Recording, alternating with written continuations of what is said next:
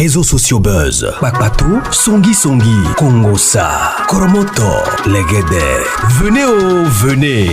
Venez vous informer en temps réel. Écoutez les critiques, les analyses avec Maman Buzz sur réseaux sociaux buzz. Ici, pas de critiques stériles, ni tête ni queue, pas de polémique. Maman réseau, Maman Buzz de tout le monde est là. Maman Buzz sur réseaux sociaux buzz et Lengue Zangali Passa. Le goût qui n'a pas de concurrent. L'histoire ici, toute la journée, je n'ai fait que converser avec la personne qui m'a raconté l'histoire. Toute la journée. Elle me dit, Maman Buzz, ça c'est ma propre histoire. Je suis en train de vivre cette situation actuellement. Je suis sortie avec des ritualistes, pas une fois, mais 2 fois. Mais la seconde fois, la situation là, je suis en train de la vivre jusqu'à maintenant. Elle est en train de suivre sa processus de délivrance. Yes. Mais je vais vous expliquer du début jusqu'à la fin. L'histoire me vient de la Tunisie, mais la personne, elle est de nationalité ivoirienne. L'histoire s'est passée en 2023. Donc, c'est une histoire récente. Pour ceux-là qui me disent que Maman Buzz, les histoires sont des mythes, on ne comprend rien. Si tu ne comprends pas l'histoire, reviens vers le début. Réécoute. Il y a ceux-là qui comprennent tellement bien mes histoires. Voilà pourquoi ils me font confiance. Ils me racontent des histoires pour que je vienne raconter ici. Vous savez, moi, Maman Buzz, dans toutes les histoires que je reçois ici, souvent, ce sont des femmes qui vont vers le féticheur, les marabouts, pour aller chercher des fétiches, pour ensuite chercher des hommes riches. Mais j'ai oublié ou je ne savais pas aussi qu'il y avait des hommes qui cherchaient des femmes en tout cas à manipuler et à utiliser leurs étoiles. La victime, c'est une femme, mais la personne qui a fait des rituels sur elle pour voler son étoile, pour utiliser ses chances, c'est un homme. Je vous raconte tout. Appelez-moi Maman Réseau, appelez-moi Maman Buzz. Si tu veux m'envoyer ton histoire, sens-toi très alerte. N'oubliez pas en tout cas, moi je réside dans les détails. Oui, je réside dans les détails. C'est ce qui fait même le fond de mon histoire. C'est ce qui fait la particularité de Maman Buzz. Maman Buzz, elle vit dans les détails. Quand tu viens me raconter ton histoire, ne bâcle pas l'histoire. Donne-moi le détail. Même le moindre là. Moi, j'en ai besoin. Il y a des choses que nous avons faites en ignorance, sans pourtant savoir que c'était des pactes sataniques, diaboliques, qu'aujourd'hui, on n'arrive pas à s'en sortir à cause des choses que nous avons faites. Les détails me permettent ou permettent à d'autres personnes de se situer. Yes, de se situer, de les ramener dans leur passé, de se vérifier. Puisque apparemment aussi, il y a d'autres passés qui nous condamnent à ne plus avancer. Les détails permettent à chacun de nous de faire la rétrospection, de rentrer dans son passé, de faire des études pour comprendre qu'est-ce qui ne va pas dans le présent. Parce que la Bible dit, vous connaîtrez la vérité et la vérité vous affranchira. Si quelque chose ne va pas et que vous suivez une histoire, il y a une pratique, un geste qui a été fait dans le passé ou à travers cette personne-là, vous aussi, vous avez ces gestes-là, ou quelque chose qui s'est passé, ou une parole qui s'est prononcée dans votre vie, dans le passé, que vous avez peut-être oublié à travers l'histoire. Vous allez vous souvenir de ça. Ça va vous aider à vous orienter. Comment prier et retrouver la délivrance. Le but de toutes ces émissions, c'est de ramener le peuple de Dieu, la jeunesse, à comprendre que le monde dans lequel nous vivons, ça ne nous appartient pas. Le monde ici est contrôlé beaucoup plus par le monde des ténèbres. Oui, oui, la terre, nous sommes des passagers. La terre est contrôlée par le monde diabolique. Le dehors est gâté. Le dehors est mauvais. Le dehors est extrêmement risqué. Sans oublier les dedans, il faut bien vérifier. Alors l'histoire ici me vient de la Tunisie, mais la personne est de nationalité, en tout cas ivoirienne. Elle me dit, Mama Beuse, ça c'est ma propre histoire que je vous raconte. Je partais chercher du travail. J'ai rencontré un homme. Cet homme, il était beau. Beau.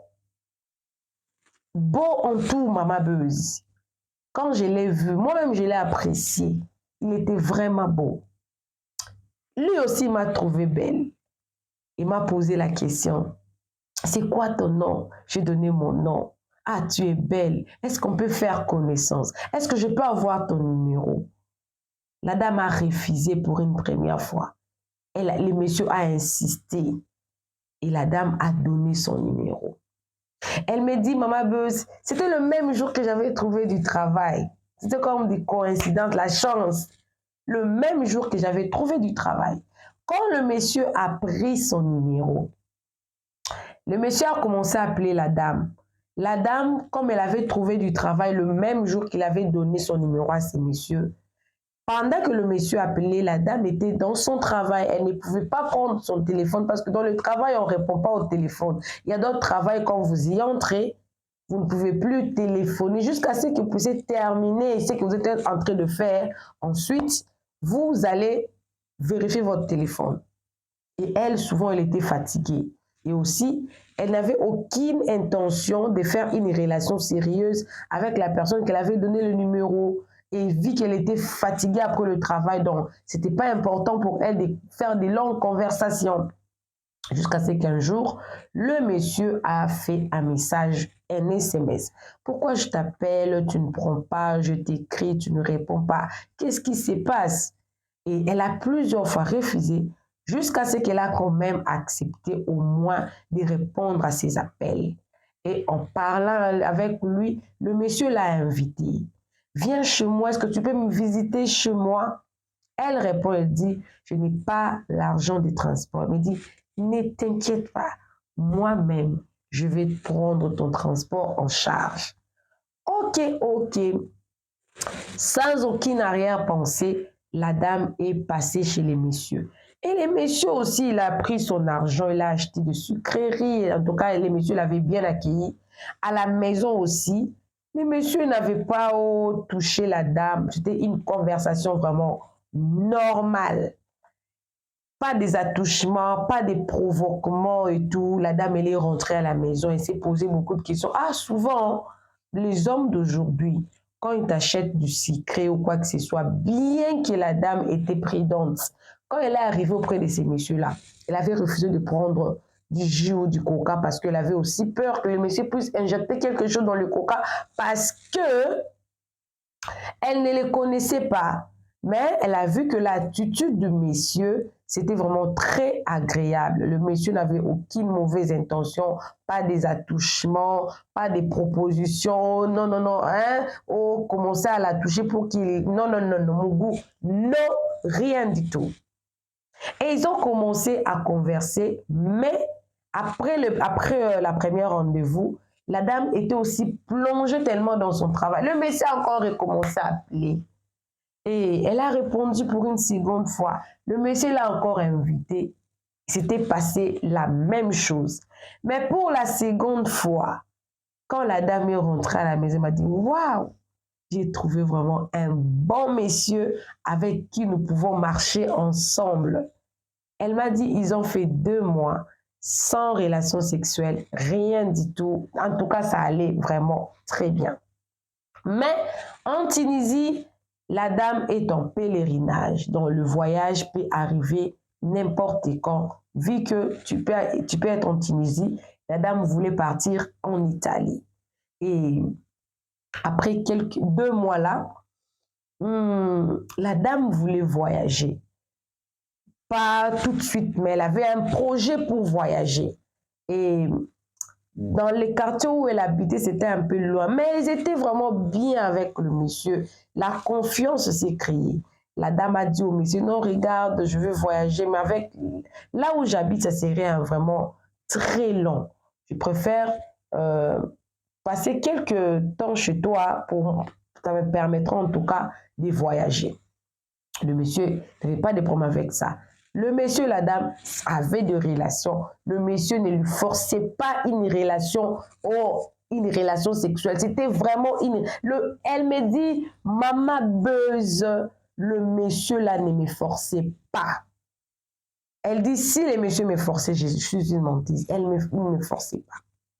Sauf que, quand je suis venue chez lui, il m'a même posé la question, tu veux voyager? Elle répond oui. Tu veux voyager? Elle a dit oui. Pour la troisième fois, tu veux voyager? Elle répond oui. Elle me dit, il m'a posé la question 3 fois de suite. Moi aussi, j'ai répondu oui. Et en ce moment-là, le monsieur lui a dit, tu sais, moi, je suis un féticheur. J'ai un pouvoir venant de mon père et de mon grand-père. Toi, tu veux voyager, tu ne sais pas ce qui va t'arriver dans l'autre bout du monde. Je peux quand même t'aider à voir ce qui va t'arriver dans l'autre bout du monde. Pour cela, il faut que tu achètes 3 œufs et un poulet. Parce que le poulet, les poulets, ils bougent à tout moment, c'est un peu symbolique, spirituellement, tu me l'amènes. La dame, prudente qu'elle était, elle n'a acheté que les œufs. Elle a acheté 3 œufs. Elle n'a pas acheté le poulet, mais elle a acheté quand même 3 œufs, avec son propre argent. Quand elle est revenue avec les œufs, d'ailleurs en partant pour aller acheter là, elle était partie à 2. Mais elle m'a dit, madame, maman Buzz, je n'ai pas compris, on a acheté seulement les œufs. Apparemment, lui également, il avait oublié qu'il m'avait demandé que je puisse acheter du poulet. Les poulets en vie, les poulets qui, c'est, comment dire, oui, les poulets vivants, les poulets qu'on élève dans les poulaillers vivants, pas les poulets qu'on va acheter déjà bien faits pour manger. Non. Elle est venue avec le 3 œufs, accompagnée avec le monsieur. Le monsieur a pris un œuf. Il a étalé l'habit, il s'est agenouillé. Il a commencé à parler dans une langue où elle ne comprenait pas. Devant elle, parce qu'elle était venue chez elle. Il a fait des incantations là. Quand il a fini, il a demandé à la dame d'aller à la cuisine prendre l'assiette et les couteaux. Le monsieur a demandé à la dame de casser l'œuf. Quand elle a cassé l'œuf, dans l'œuf, ce n'était pas l'œuf, dans l'œuf, il y avait une feuille de papier avec son nom dessus, le nom de la dame, et la file qu'on utilise pour attacher nos cheveux. Enroulé, enroulé, enroulé, enroulé, enroulé. Curieusement, les messieurs n'avaient pas donné une explication par rapport à ça. La dame, elle m'a dit, si je me mettais à ouvrir cette file-là, ça allait prendre tout mon temps. Le monsieur a pris ça. Il a brûlé devant ses yeux. La dame me dit, depuis tous ces temps-là, il n'avait jamais passé à l'acte. Ils ne se sont jamais mougou. Mais le jour-là, chose curieuse, ils ont mougou jusqu'à ce qu'elle rentre chez elle. Elle n'a plus même voyagé. Elle est rentrée chez elle. Et quand il a fini de faire le rituel, avant qu'il ne mougou, le monsieur là lui a demandé d'acheter le parfum et une poussière là qu'ils ont l'habitude de parfumer la maison. En dehors du parfum, il y a une poussière là qu'on appelle Wussoula. Ceux-là qui sont de la Côte d'Ivoire connaissent la langue. Il me dit qu'avec ça, ils utilisent pour embellir la maison et tout. Et puis, la poussière de fée, vous savez, la poussière de fée là au Congo, on a l'habitude de guérir avec, on appelle ça makero, des ganglions ici. C'est un médicament.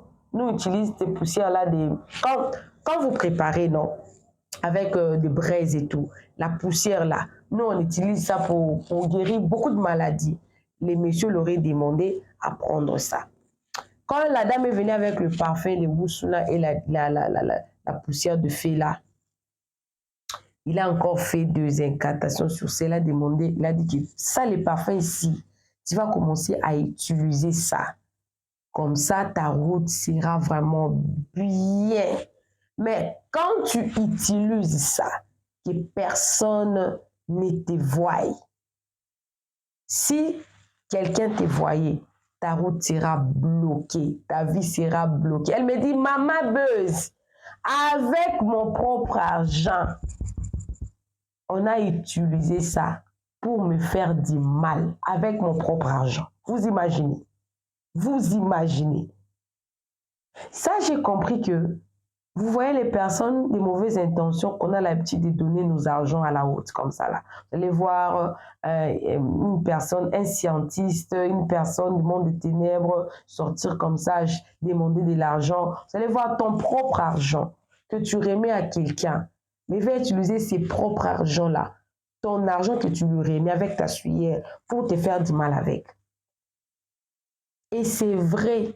La dame m'a dit, Maman Buzz, vous imaginez avec mon propre argent qu'on a utilisé pour me faire du mal. Et elle me dit, quand je suis rentrée avec le parfum là, d'ailleurs, le même jour là, on a Mougou et je suis rentrée avec les parfums. C'est comme si j'étais envoûtée. C'est comme si quand le Messie s'était agenouillé devant pour me dire qu'il était féticheur et tout, mais voir mon futur avec tout cela fait là, il m'avait déjà envoûtée. Je suis devenue faible. Quand j'ai tout acheté là, je ne sais même pas qu'est-ce qu'elle avait posé pour acheter là. Parce qu'elle me dit qu'au début, elle avait refusé. Mais par après, elle s'est dit, pourquoi pas? Elle me dit, Maman Beuh, je t'assure, le monsieur, il ne m'a jamais forcé à faire quoi que ce soit. Tout ce qu'il me disait là, c'était pas forcé, c'était calme, il ne me bousculait pas. Jusqu'à ce qu'on Mougou, jusqu'à ce qu'il finisse la cérémonie là qu'il a fait là, qu'on Mougou, que je rentre chez moi, l'histoire là, l'esprit là de voyager, en tout cas je n'avais pas ça dans ma tête, c'était parti, je suis rentrée, depuis ce jour-là, je n'arrivais même plus à oublier les garçons. Si je ne le voyais pas, si je ne l'appelais pas, je ne pouvais pas dormir. Je pouvais l'appeler et c'est lui qui a commencé maintenant à blaguer de moi. Parce que quand je l'appelle, il ne prend pas. Mais quand lui m'appelle, viens, j'ai besoin de toi, je venais. Même si je suis au travail, je pouvais couper mon travail. Je rentre chez lui, je pars chez lui en Mougou. Et puis, je rentre encore dans mon travail. Je pouvais aussi fuir mon travail parce qu'il m'a appelé. Mais quand moi je l'appelle, il ne prend pas. Il me dit un jour, je l'ai appelé, il m'a répondu insolemment pour me dire que toi, tu ne sais pas que je suis mariée. Tu ne sais pas que je suis mariée. Quand tu m'appelles, tes appels, ma femme voit ça. Mais malgré ça, quand lui m'appelle, moi je pars toujours. Il me Mougou toujours. En tout cas, j'étais devenue son objet. Jusqu'à ce que de moi-même, j'ai trouvé que ce n'était plus normal. J'ai appelé mon oncle. Mon oncle, c'est un homme de prière. Il prie parce qu'elle dit qu'elle est musulmane. Les histoires là, des fétiches là, elle ne croit pas à ça. Mais elle ne sait pas qu'est-ce qui l'aurait poussé, qu'est-ce qui l'avait poussé à faire tout ce qu'il avait fait là. Quand elle a appelé son oncle, il prie. Il a expliqué la situation. Quand il a expliqué la situation, son oncle a dit, heureusement pour toi, tu n'avais pas acheté les poulets. Si tu avais acheté les poulets, le monsieur là aurait volé toute ta destinée. Parce que le poulet, c'était toi. Mais heureusement, tu n'avais pas acheté le poulet. Mais ne t'en fais pas, nous allons fixer ça. Elle a envoyé de l'argent. Elle m'a dit, elle a envoyé 5 000. Je ne sais, mais je ne me souviens plus. Elle a envoyé de l'argent. Quand elle a envoyé de l'argent, ils ont fait de cérémonie là-bas et c'était parti. Elle était redevenue normale. Avec le monsieur là, son oncle l'a dit, si le monsieur t'appelait, ne l'insulte pas. Parce que ici on a déjà fait, on t'a libéré, tu n'es plus, en tout cas tu n'es plus son esclave. Il avait justement fait ça pour que toi tu deviennes son esclave. Mais comme on a déjà fait ça, en tout cas on t'a libéré, tu n'es plus son esclave. Mais s'il t'appelait, en tout cas ne l'insulte pas, parle-lui calmement. Et elle m'a dit, ces jours-là le monsieur n'appelait pas. Jusqu'à ce qu'un jour le monsieur l'a appelé. Oh non, j'ai besoin de te voir et tout. Le monsieur savait que il avait déjà senti de son côté là que la dame n'était plus enfermée, mais il a voulu quand même tenter peut-être, lui n'a pas, en tout cas il n'a pas bien vu. Mais la dame l'a expliqué correctement, je ne veux plus de toi, moi je t'aimais bien, mais toi tu m'as utilisé, tu n'es pas un homme bien, moi et toi en tout cas c'est fini. Et c'est comme ça que c'était fini avec le monsieur. Et elle est restée pendant un temps. Ensuite, elle s'est engagée avec un autre homme. Maintenant, le deuxième homme-là, qu'est-ce qu'il avait fait? Il a envoyé son nom dans leur village. Et les cérémonies qu'ils ont fait avec son nom dans leur village, la dame est devenue l'esclave de ces messieurs-là. C'est arrivé 2 fois dans sa vie, la même année. Et pour la seconde fois, elle a encore expliqué à son oncle. Ce qu'elle sait pour la seconde fois, c'est seulement que le monsieur avait envoyé son nom dans leur village pour qu'il fasse des cérémonies. Parce que pour la seconde fois, elle n'avait rien donné, pas de zé, rien du tout. Mais là, elle m'a compris que, parce que le monsieur l'aurait avoué qu'il avait fait ça. Maintenant, la dame a encore appelé son oncle et pour la deuxième fois, son oncle est en train de travailler sur ça. Ce n'est pas encore fini, mais il est en train de travailler sur ça. Elle m'a dit que son oncle, c'était un homme de prière. Il prie. Elle aussi, elle prie. Elle est musulmane. Elle continue de prier pour ça. Et elle m'a donné son histoire pour vous avertir. Le diable ne viendra pas seulement avec une forme agressive, non. Le diable peut venir comme un agneau, calmement. Calmement. Il me dit, soyez seulement prudents. Quand vous sentez que, parce qu'elle m'a dit, j'avais refusé quand le Messie m'avait demandé d'acheter les œufs et tout, moi je suis chrétien et tout. J'avais refusé. Mais au lieu d'écouter mon fort intérieur, je me suis dit, pourquoi pas essayer de voir le lendemain. Elle m'a dit, dites aux femmes, dites à tout et chacun de nous, de ne pas s'occuper du lendemain. Même la Bible dit, ne vous préoccupez pas du lendemain, car le lendemain prendra soin de lui-même. Elle s'était préoccupée du lendemain, savoir ce qui va arriver demain. Jusqu'aujourd'hui, elle est en Tunisie. Et elle est en train de se battre pour le second homme avec qui elle est sortie dans la même année. C'est lui qui a envoyé son nom dans leur village, dans le village du Messie, pour aller faire des cérémonies, pour enfermer, pour qu'elle soit l'esclave de ces messieurs-là. Elle est dans la processus de délivrance. Voilà l'histoire. Appelez-moi Maman Réseau, appelez-moi Maman Buzz. Tu veux m'envoyer ton histoire, sens-toi à l'aise. Écris-moi dans ces numéros ici. En tout cas, moi je réside dans les détails. Expliquez-moi dans le moindre détail. Moi, je viendrai raconter votre histoire ici. Faites très attention. Comment savoir que ce monsieur est un féticheur? Elle me dit, Maman Buzz, si, quand le monsieur m'avait avoué qu'il était féticheur, j'avais pris au moins le courage de rentrer chez moi. Je n'allais pas tomber dans la piège. Ne donnez pas vos oreilles à n'importe qui. Yes, la Bible dit, les mauvais compagnons corrompent le bonnes mœurs. Il y a des bonnes mœurs qui sont corrompues par les mauvais compagnons. N'écoutez pas n'importe quoi. Cette histoire a beaucoup de leçons. Vous avez vos sœurs, vous avez vos frères. Même quand vous interdisez la personne avec la relation là, la personne est têtue. Priez pour cette personne-là. Peut-être aussi, la personne est sous l'emprise de l'envoûtement. Les dehors. Qui faire confiance? Les dehors est tellement risqué. On ne peut plus faire confiance, même à notre propre relation. Méfiez-vous des apparences.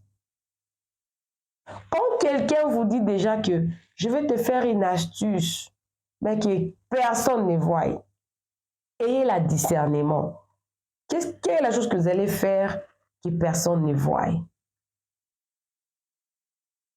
Quelle est la chose que vous devez faire que personne ne voit? Tout le monde aime que quand il fait quelque chose qui est bien, que la chose soit publiée pour qu'il aide beaucoup de clients. À moins que quelqu'un vienne te dire que je te dis mon secret, ma vie, ne dis à personne. Ça, c'est autre chose. Non, non, je te fais une astuce, ne dis à personne. Oh non, je veux voir ton futur. Dieu seul connaît notre futur. Et la Bible, en tout cas, nous dit de ne plus s'inquiéter du futur. Le futur prendra soin de lui-même. Voilà l'histoire qui nous vient de la Tunisie. Que Dieu bénisse la dame. Elle n'est pas encore totalement guérie, mais elle tient quand même à raconter son histoire parce qu'elle a la foi qu'elle sera libérée. Avec le monsieur, elle est déjà séparée pour une seconde fois. Elle est séparée du second monsieur-là. Mais le processus de délivrance est encore en cours. Mais elle a témoigné en tout cas pour vraiment tout ce qui est révélé et condamné. Pour que cette histoire-là n'ait plus l'emprise sur elle. C'est la situation qu'il est en train de vivre actuellement. Appelez-moi Maman Réseau, appelez-moi Maman Buzz. On se retrouve prochainement dans une nouvelle vidéo. De très belles histoires. Chacune différente des unes des autres. Avec beaucoup de leçons morales dedans. Que Dieu vous bénisse. Bisous, bisous. Bye!